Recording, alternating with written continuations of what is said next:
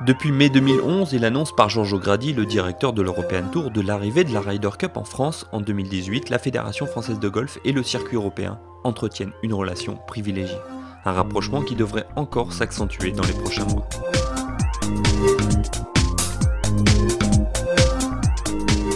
Devenu l'un des fleurons du calendrier de l'European Tour, l'Alstom Open de France, avec son public toujours plus nombreux et son plateau chaque année plus relevé, illustre parfaitement la réussite de la collaboration entre les deux entités.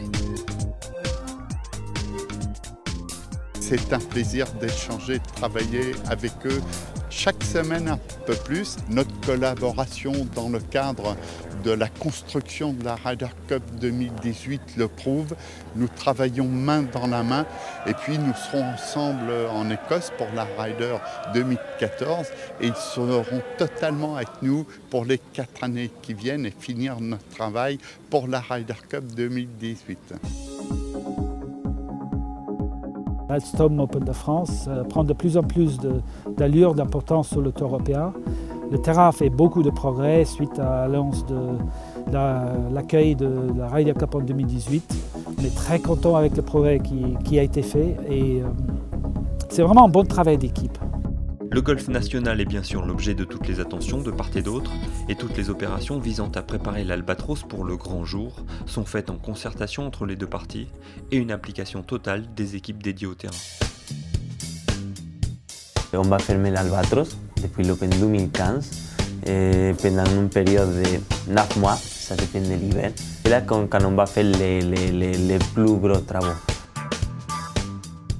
L'autre élément identifié par l'European Tour signe de la bonne santé du golf hexagonal, c'est bien sûr l'avènement des jeunes espoirs tricolores, Victor Dubuisson en tête.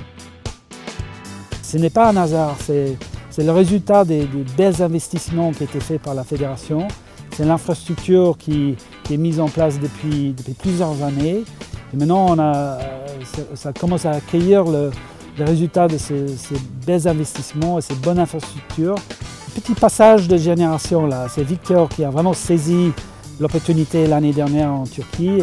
C'est le porte-drapeau, mais nous espérons que ça va donner un élan avec la jeunesse parce qu'ils sont nombreux. On a beaucoup d'admiration pour la fédération et le travail qu'ils font à l'origine du jeu jusqu'aux équipes des espoirs, etc.